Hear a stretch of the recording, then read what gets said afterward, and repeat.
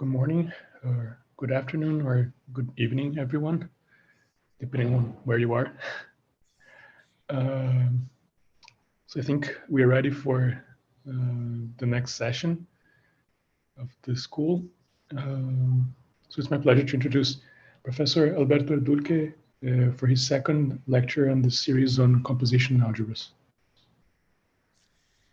Thank you very much. And well, yesterday we were looking at the classical real division algebras of the real numbers, the complex numbers, Hamilton quaternions, and octonions, or Cayley numbers. And the important thing in all these extensions, from the real to complex, from complex numbers to Hamilton quaternions, and from quaternions to octonions, was to keep what Hamilton called the law of moduli. So to keep the property that the norm of the product of two numbers is the product of the corresponding norms. Okay, that the norm in the Euclidean space, because in all these examples, the norm is the usual Euclidean norm in some dimension, that the norm is multiplicative. Now, if we want to extend all these things to more general fields than just the real numbers, we can use quadratic forms to define the norms. And the square of the usual Euclidean norm is just a positive definite quadratic form over the real numbers. So this is what we are going to do.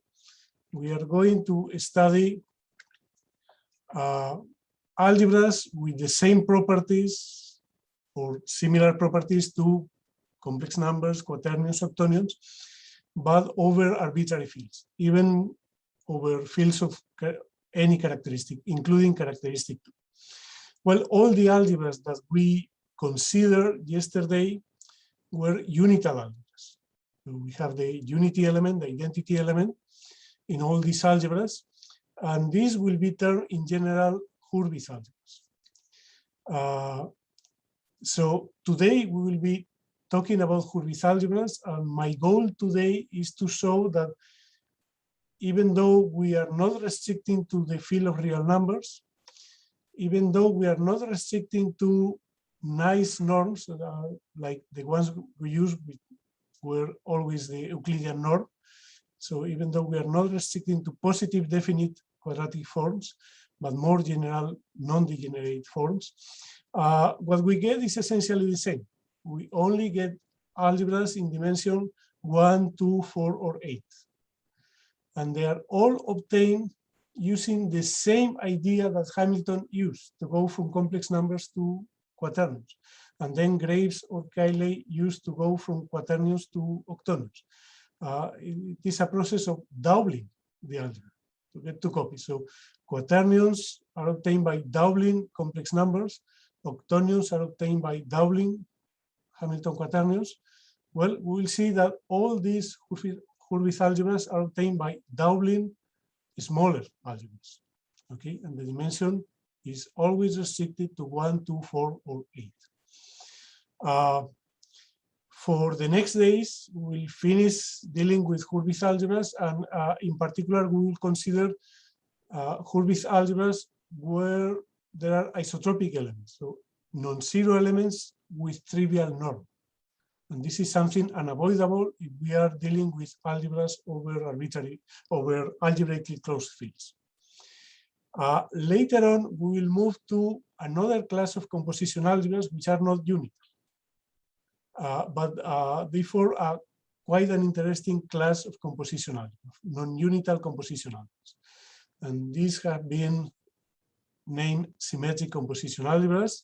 And we will use these symmetric composition algebras to have a look at the phenomenon of triality that appears only in dimension 8, which is in a way an extension of the phenomenon of duality that appears in projective geometry, where points and hyperplanes are related by this duality, and each assertion about points and hyperplanes can be turned into another assertion, just swapping the roles of points and hyperplanes in the geometry.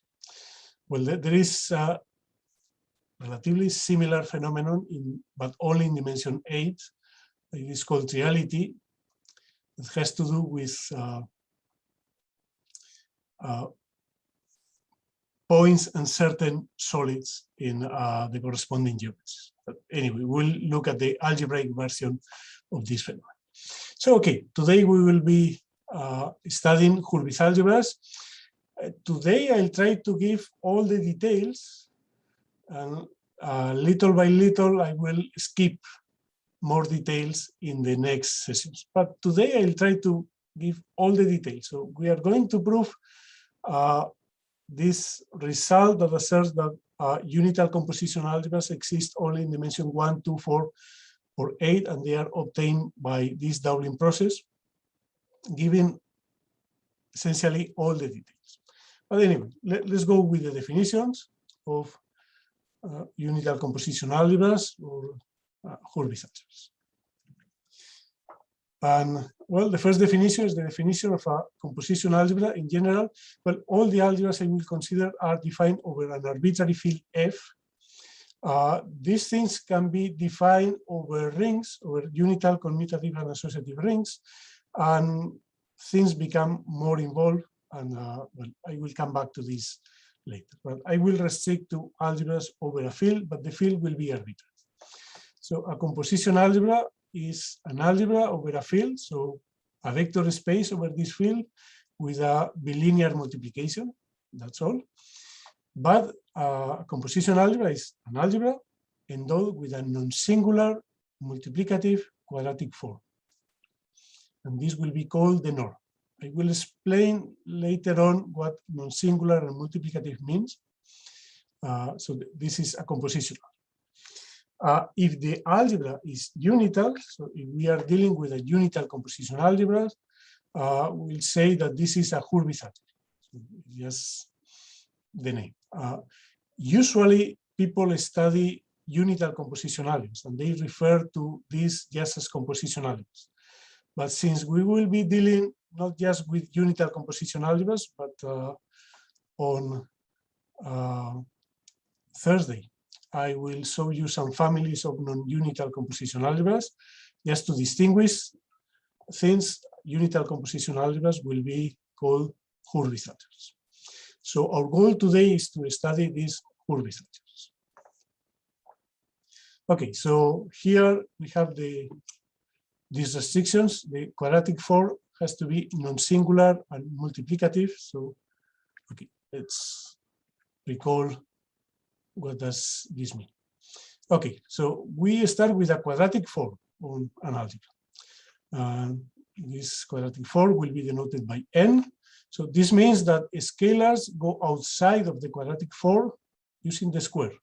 So the norm of alpha times x, where alpha is a scalar, is alpha squared times the norm of x. And being quadratic means another thing, and this extra requirement is that the map on two variables defined as follows.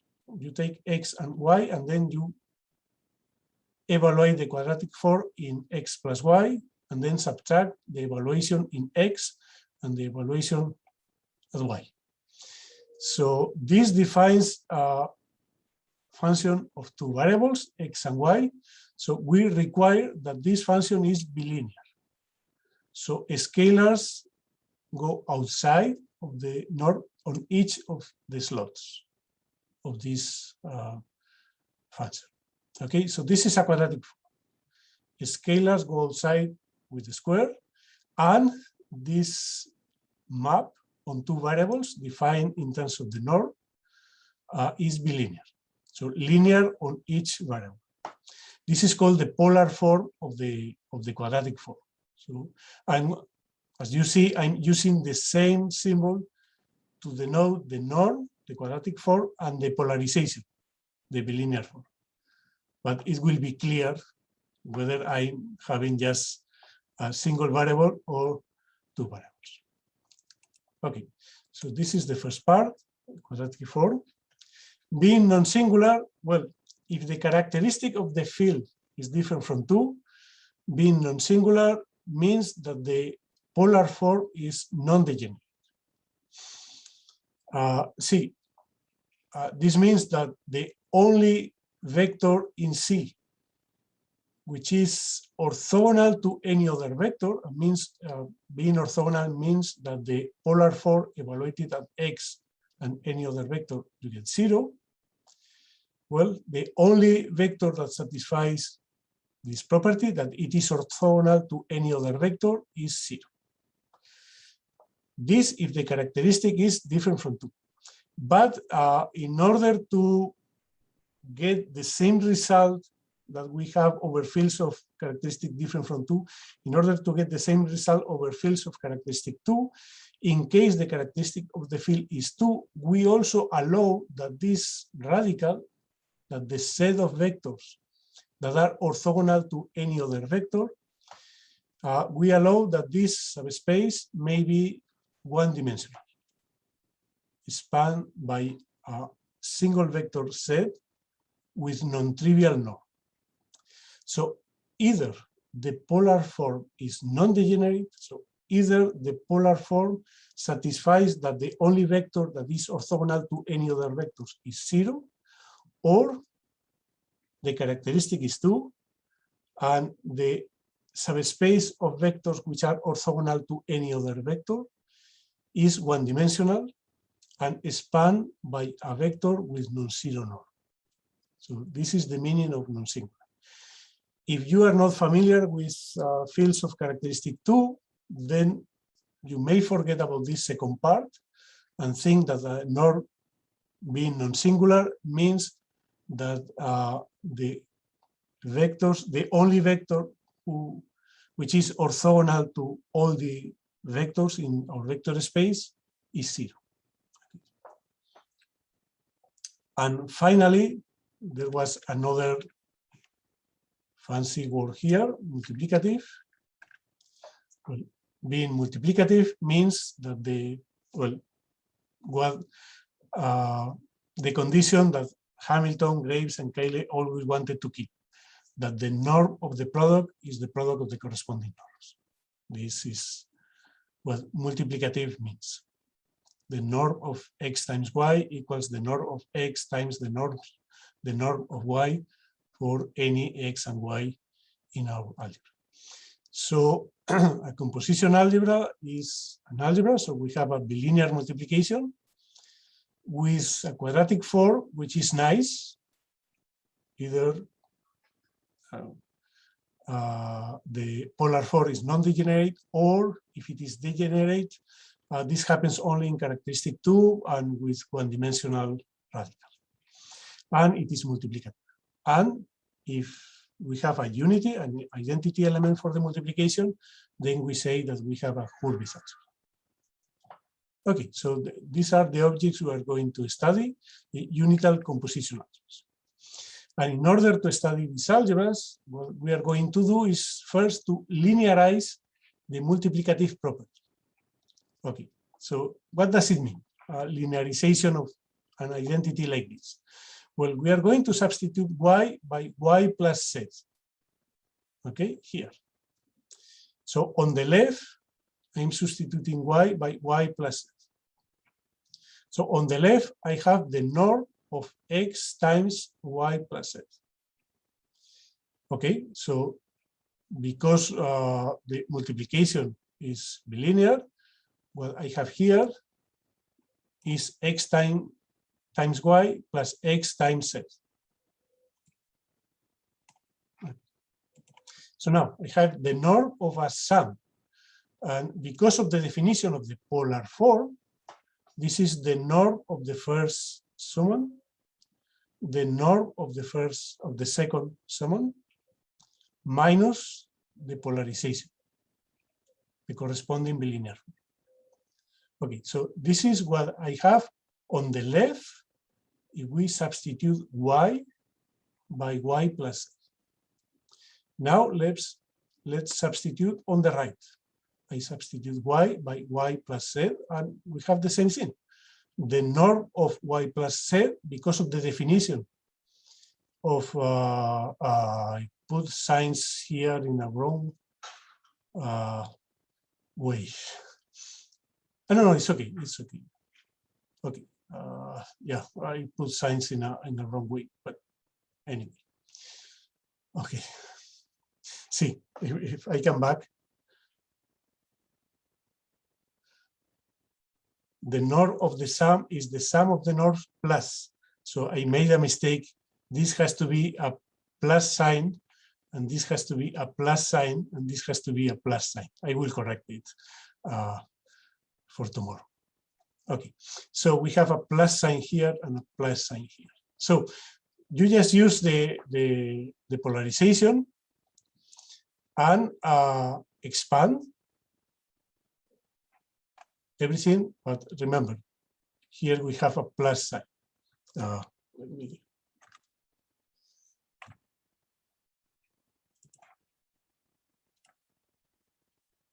This is plus here, and plus here.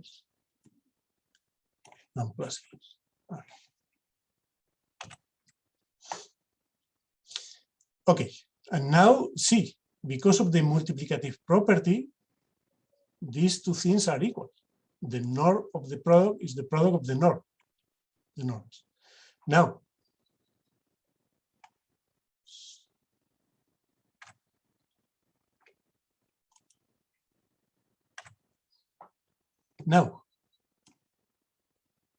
this part equals this part because of the multiplicative property of the norm. This summand equals this one because of the multiplicative property of the norm. And these two things are equal by the same reason. So we get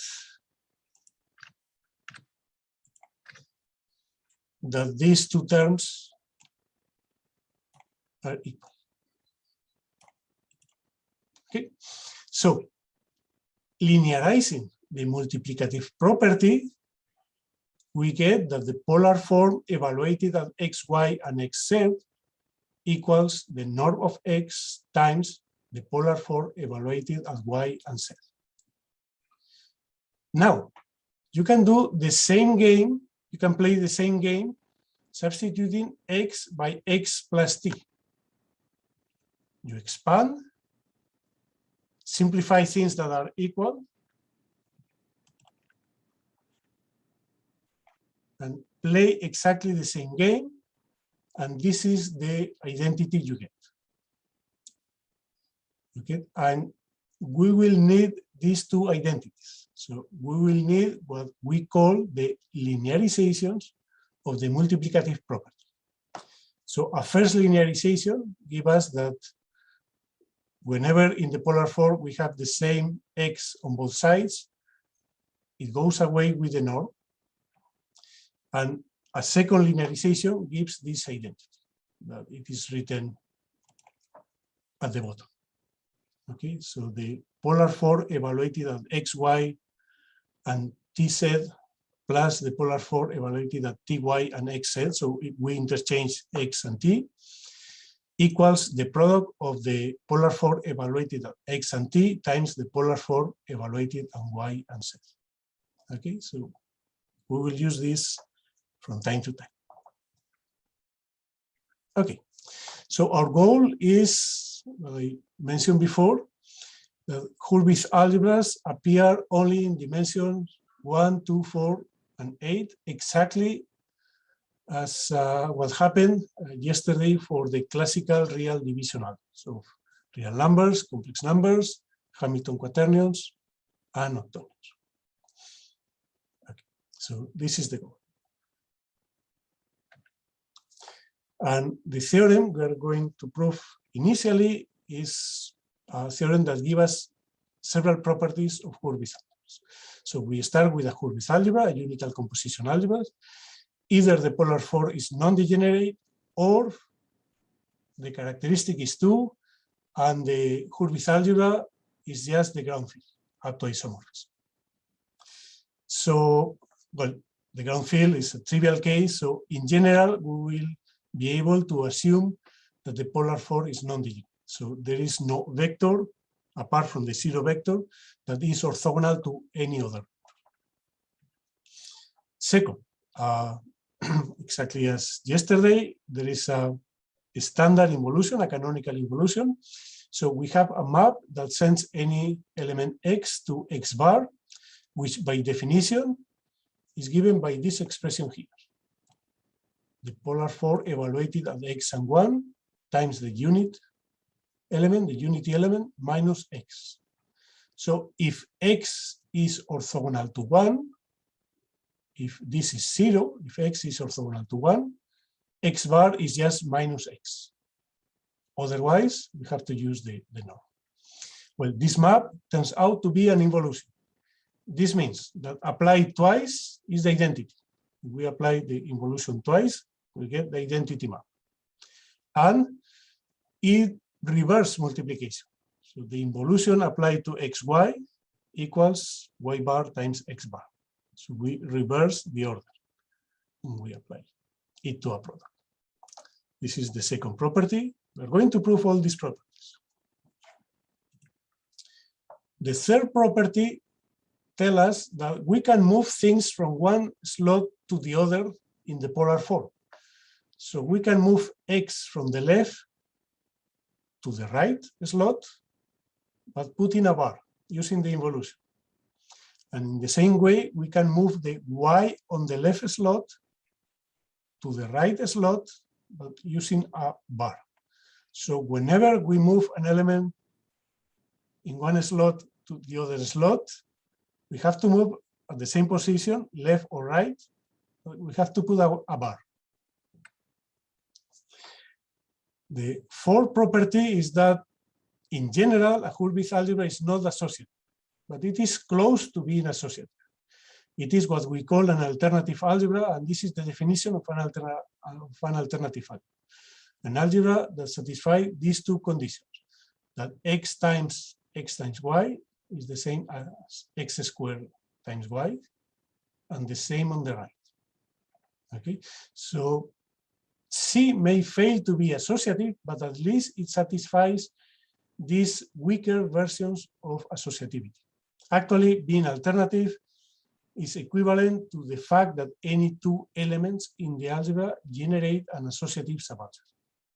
So this is the fourth property. And exactly as for all the algebras that we considered yesterday, these are quadratic algebras in the sense that any element satisfies an equation of degree 2.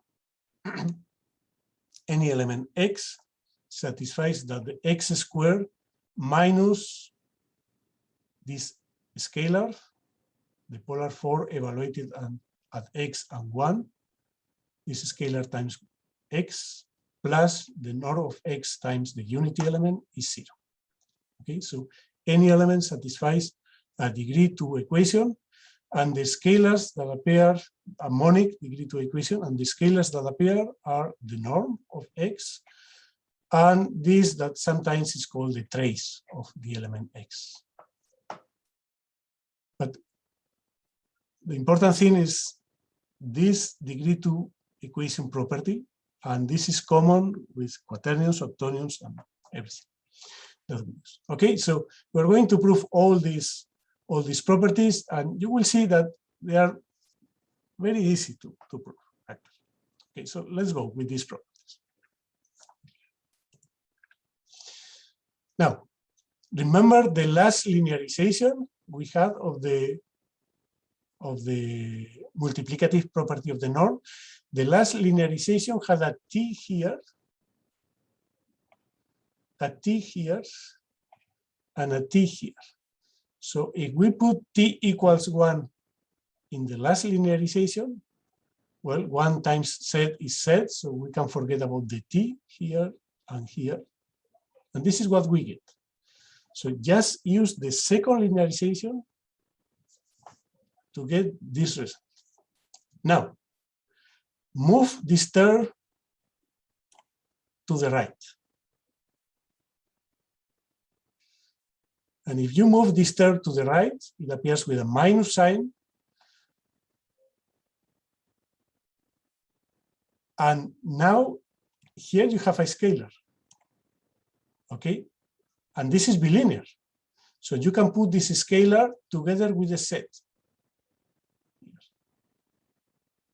Okay, this is a scalar, say alpha. Well, alpha times the norm of y comma z is the same as the norm of y comma alpha times z. So you move this scalar here. So you move this to the right. You move this scalar inside together with the z, and you put these together. So on the left, you are left with just a single term. And on the right, you have two things that start with y. So we put everything together using bilinearity. Okay. And now, if you check what is going on here, this is exactly x bar, the definition of x bar. So just playing a little bit with the second linearization of the multiplicative property of the norm, we can show that we can move the x to the second slot, but with a bar. For the second variable, for y, the argument is the same, using the same linearization and so on. Everything is symmetric left and right. Okay, so this gives us one of the properties. The third one. This is what we have proved, and also the fact that these two things are equal. This is the same with the left-right symmetry. Okay, now, if the polar form is degenerate, then we know that the characteristic is 2, and the radical, the subspace of vectors that are orthogonal to all other vectors, is one-dimensional and spanned by an element of non-zero norm. So let's get rid of this case. Okay. What happens in this degenerate case? Okay. In this degenerate case, now if you take this set, which is the element that spans the radical, the subspace of vectors that are orthogonal to all vectors. Okay, take any x and y in our algebra and see. We know that we can move x to the second slot. And we know that z is orthogonal to all possible vectors. So this is 0. So this means that this vector,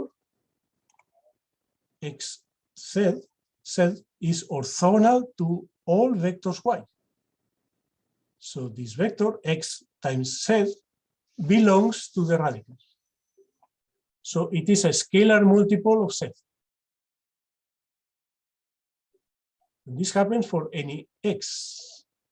And the scalars get changed, but well, multiplication is bilinear.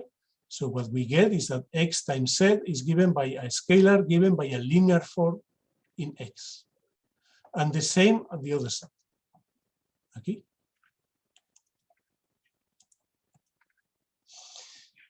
But on the other hand, the norm of the product is the product of the norms. The norm of z is different from 0. Now, see, x times z is given by a linear form here. So we substitute here. Scalars go outside with the square. And now you compare these two things that are equal. You compare these two things that are equal, and therefore what we get is that the norm of any element x is given by fx squared, where f is a linear form. And therefore, the polar form is given by the norm of x plus y minus the norm of x minus the norm of y. Now f is linear, so f of x plus y equals f of x plus f of y. You expand the square little by little, and I've seen several of you that are doing all the computations. simplify things, and you get twice f of x, f of y. But the field has characteristic 2, so 2 equals 0. So in the degenerate case, what we get is that the polar form is trivial. So all vectors are orthogonal to all vectors. So the radical is the whole algebra. But the norm is non-singular, so the radical has dimension 1 in the degenerate case. So the outcome is that our algebra has dimension 1. And since it is a unital algebra, our algebra consists of just the scalar multiples of the unity element. Okay, so this is quite a trivial case. The ground field satisfies all the properties that we have been considering so far. So this is quite a trivial case. Okay, so from now on, we can concentrate on the non-degenerate case. So we can assume that the polar form is non-degenerate.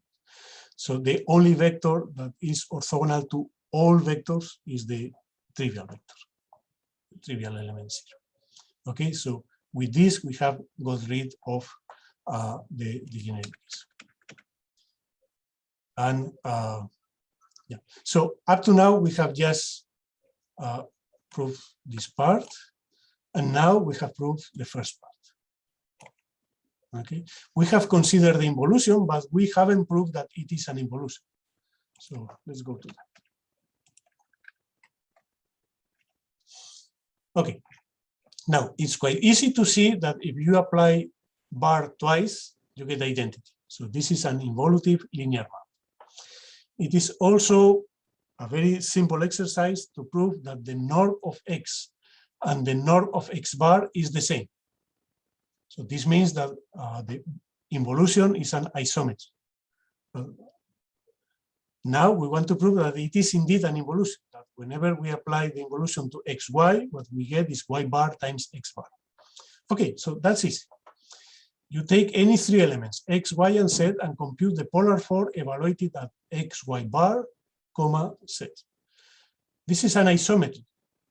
So we can apply the involution to both sides.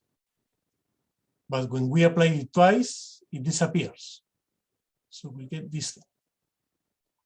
Now, remember, we can move things to the other slot, put in bar. So I've moved y to the second slot. Now I move z to the first slot. And I put bar, but then I have 2 bars, which is nothing.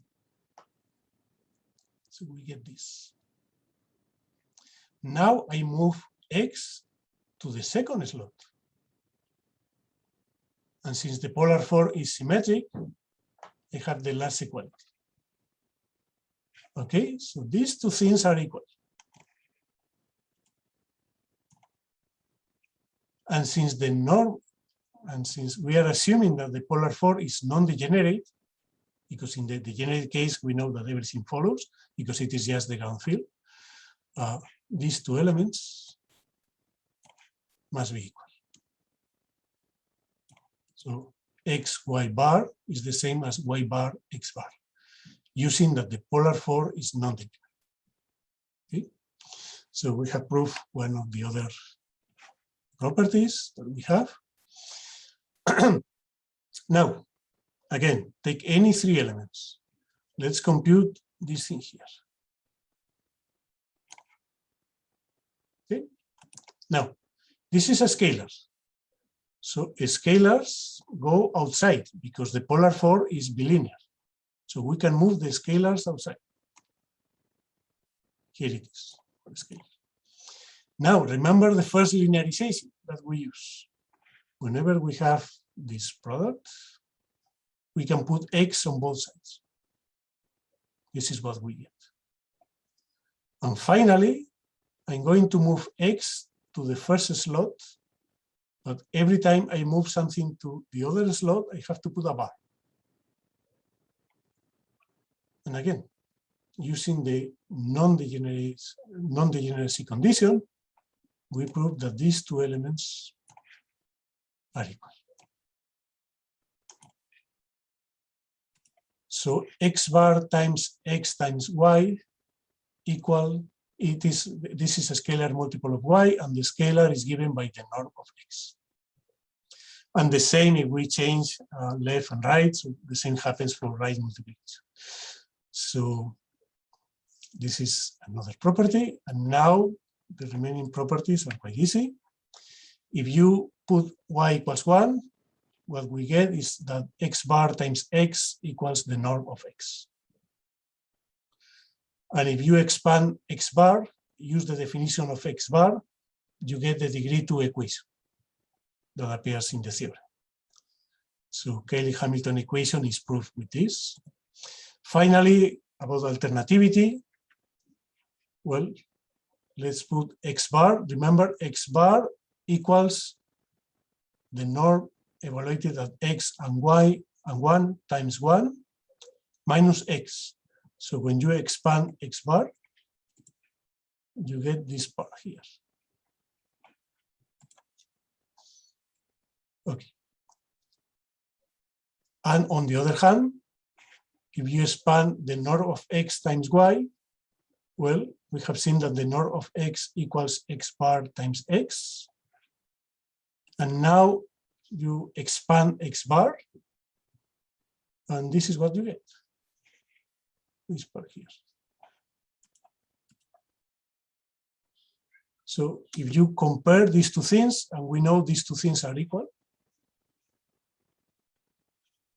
what we get is that x squared y equals x xy.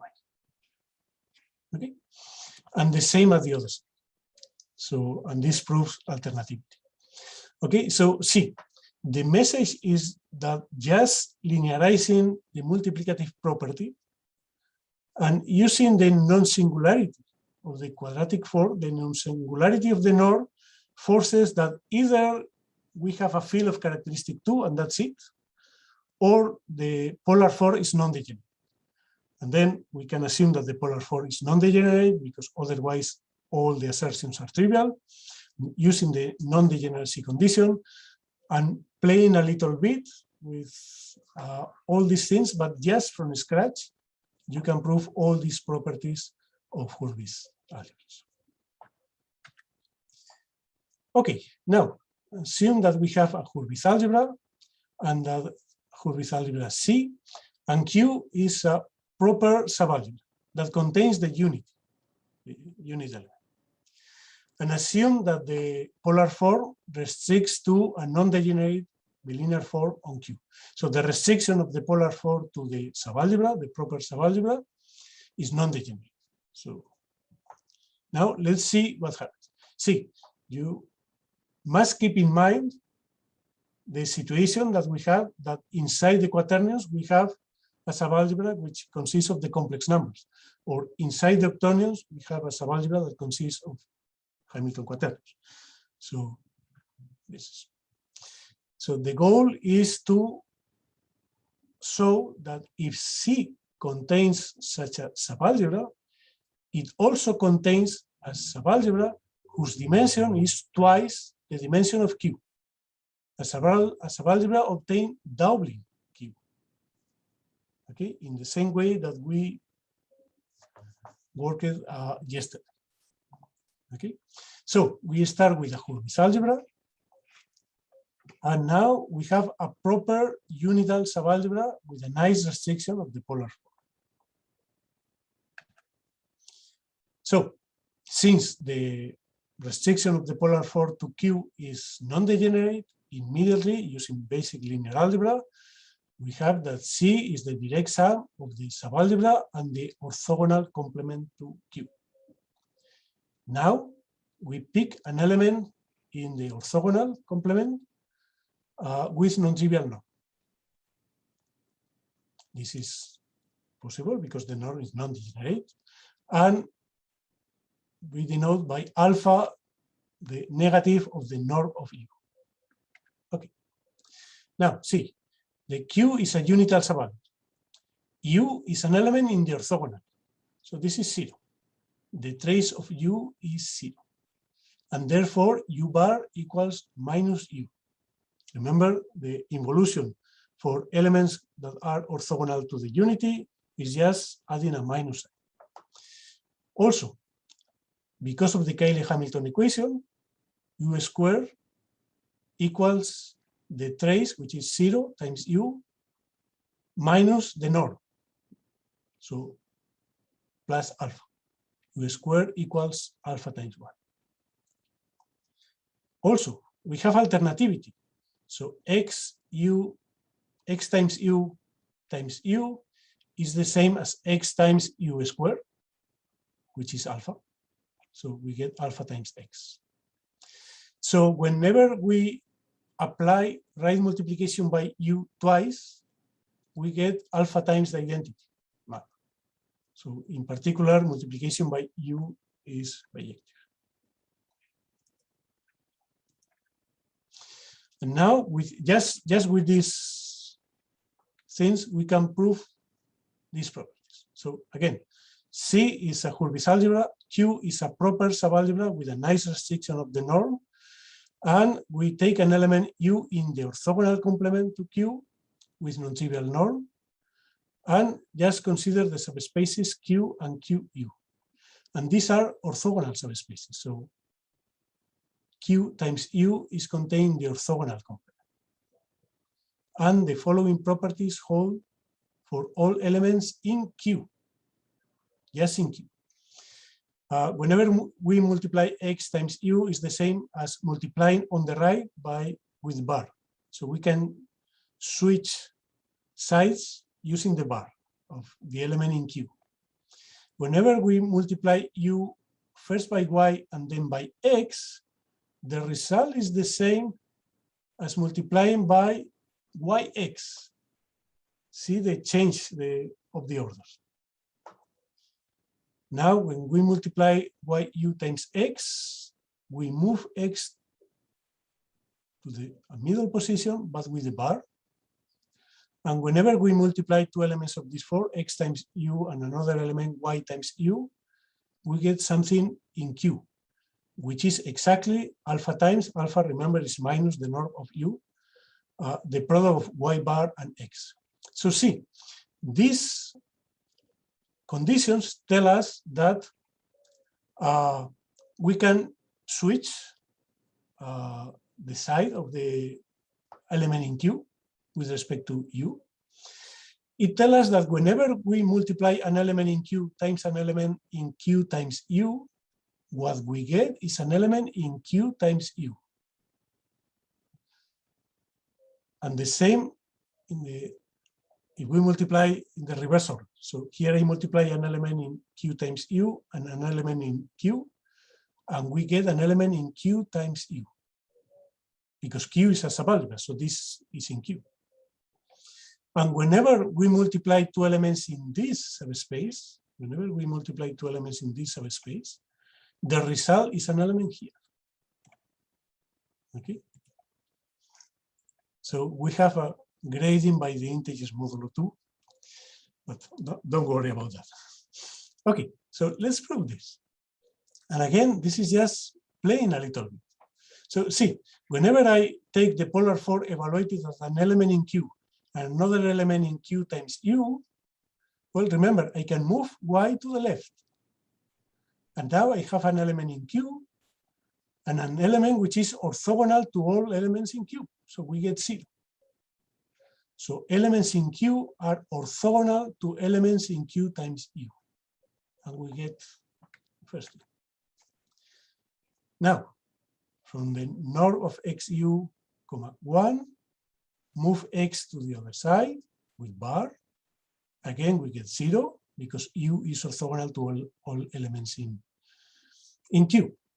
Okay, so the trace of xu is 0. So xu is orthogonal to 1. And for elements that are orthogonal to 1, the involution is just multiplying by -1. On the other hand, we know that this is an involution, and u bar is minus u. So with all these together, we get the first property. So just using little by little the few things that we know about Hurwitz algebras. And now we can deal with all the other things. If I want to multiply an element in Q times an element in Q times U, well, remember, this is orthogonal to 1. So the involution is just applying minus. Now we have an involution. So we know that we swap the order. U bar is minus U. So we get U here. But on the other hand, we can linearize one of the previous properties that I wrote in red. And using this property, you find that this element equals this one. This requires a linearization of a previous formula. And now this is an involution. And now we know that we can change elements of Q to the other side of U applying the involution. And we get one of the other properties. Okay. And well, in a similar vein, using the properties we have proved so far and being careful with this, one proves the different conditions, restrictions that appear in the lemma. But let me go back to the lemma. So all properties are proved little by little using very simple things that are obtained just by linearization of the multiplicative property and the non-degeneracy of the norm. Okay, so that just by using these couple of things, one gets all these different properties. So whenever we have this nice proper subalgebra, and we take all the multiples of U by elements in the subalgebra, these two subspaces are orthogonal, and this is a subalgebra. Whenever we multiply elements in Q times elements in Q times U, we get elements in Q times U in any order. These are these two conditions. And whenever we multiply two elements in Q times U, we get an element in Q. So we never get something outside Q and Q times U. This is what these properties tell us about the behavior of Q and Q times U. So in particular, the direct sum of these two subspaces is a subalgebra. And these two subspaces are orthogonal. And the second subspace is obtained from Q just by applying right multiplication by U, which is bijective, and this is a similarity of the norm because of the multiplicative property of the norm. And also, we have obtained the formula to multiply elements of this form, A plus BU times C plus DU. So we have the formula to multiply any two elements in this direct sum. A times C is in Q, and whenever I multiply BU times DU, I get another element in Q, and this was the formula given by the lemma. And now when I multiply A times DU, we get DA times U, and the same with BU and C. So you apply the distributivity property, apply the conditions of the lemma, and we get exactly this formula and the formula for the norm. And see, if you look carefully, this formula here is exactly the formula that we used yesterday from moving to complex numbers to quaternions, and from quaternions to octonions. Is exactly the same formula. When moving from quaternions to octonions, we had an L here instead of the U. But apart from that, and the alpha was -1, because L squared was -1. Now we have, instead of L, we have U, and U squared is alpha. So just changing -1 in the old formula by alpha and L by U, we have exactly the same formula. So the same formula that worked for the classical division algebras work for any Hurwitz algebra. Anytime you have a Hurwitz algebra and a nice subalgebra, you get exactly the same formulas. Okay. And with this, you can use the multiplicative property of the norm. But on the other hand, we have the expression for this product. So we know using this expression. Now you use the multiplicative property and all the fact that the norm of A plus BU equals the norm of A plus the norm of B times the norm of U, which is minus alpha. So you expand. I'm not going to spend more time here. You just expand the formulas that we have already obtained. These two things must be equal. Okay. And now you can simplify things. And once you simplify things, once you expand, well, you have here and here, this is what one gets, expanding things. The equality of these two things. Okay, but see, I can move D to the left. I can move D to the left here. And here I can move C to the left. So this is what we get. Okay, so this is just a matter of being careful in expanding all these things that we have already considered. Okay, but now see, our algebra is a Hurwitz algebra with a proper subalgebra, so the dimension is greater than 1. So we are not in the degenerate case. So the norm is non-degenerate. So from this equality here, we conclude that these two terms must be equal.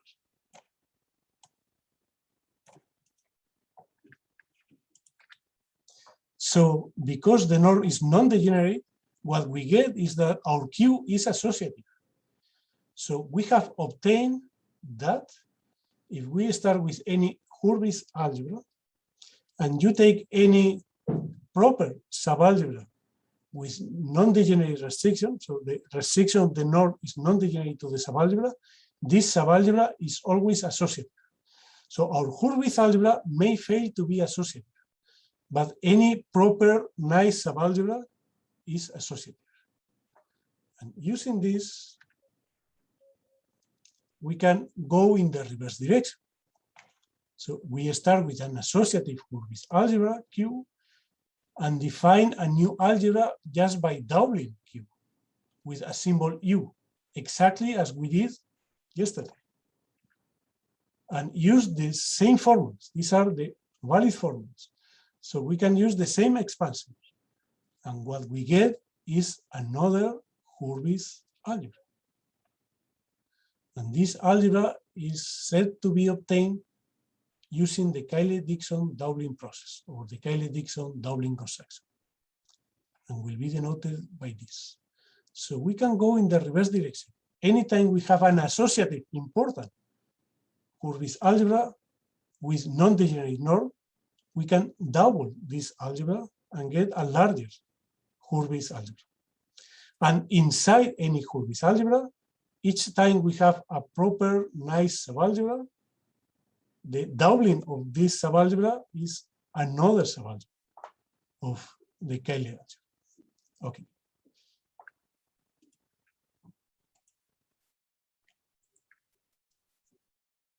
Now it is important to check that this process gives us an associative algebra if and only if the algebra we start with is commutative. And this follows from the second condition in the lemma. If the algebra is associative, on the left we have xy times u. So xy must be equal to yx because right multiplying by u is a by x. Okay, so if the algebra we obtain is associative, the q must be commutative. And in order for this process to work, we need associative Q. And so we have proved many things already.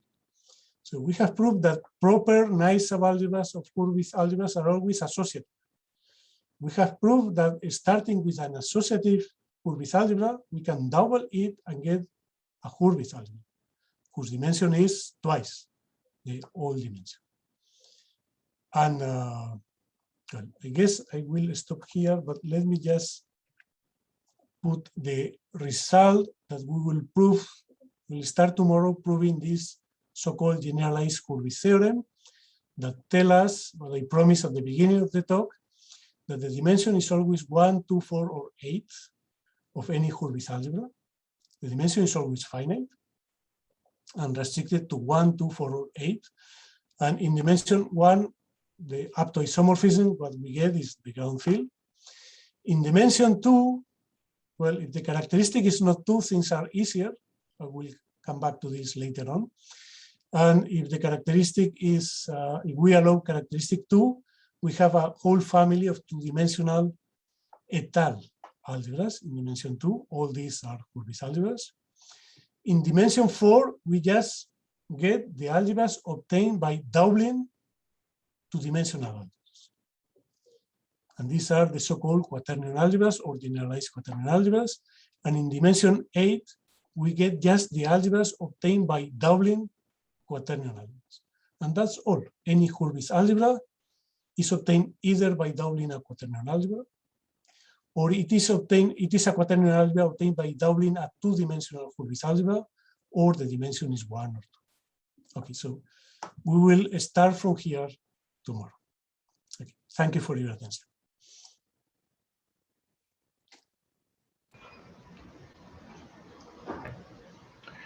Okay, so let us thank Professor Alberto Elduque for his really clear talk.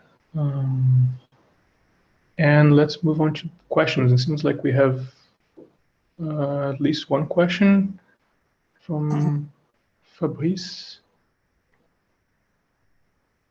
Do you want to ask your question? Okay.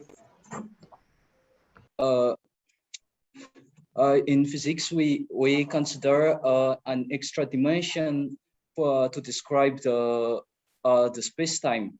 So we say extra dimension, and it's maybe 6 or 11 dimensional space. So can we construct the space by considering octonions or Hurwitz algebra? That is my question, to describe the property and the structure of the space that we use in physics. Yeah, I guess you are thinking about the string theory, where you get spaces of this dimension, 11 dimensions or dimension 6. But see, in this dimension, you don't have an algebra defined on this dimension. So actually, these, say, 11-dimensional spaces are just let's see, manifolds of this dimension. The question is whether I guess the right question is whether octonions or things related to octonions are related to the symmetry that is inherent to these 11-dimensional spaces or 6-dimensional spaces or whatever. But all these theories are quite tentative. What happens with octonions on Friday, we will see how octonions or other composition algebras are related to the exceptional simple Lie algebras, and therefore also to the exceptional simple Lie groups, type, especially of E8 groups. And there are physicists and mathematical physicists that think that the symmetries of these unified theories may be related to these exceptional simple groups. And yes, these exceptional simple groups can be constructed using octonions or algebras related to octonions. Yes. Okay, thank you. It's clear.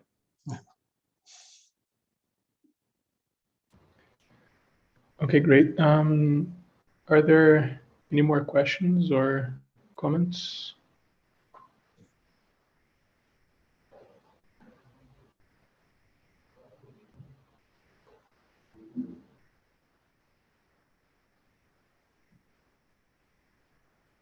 Well, it seems like there are no more questions or comments, so let us thank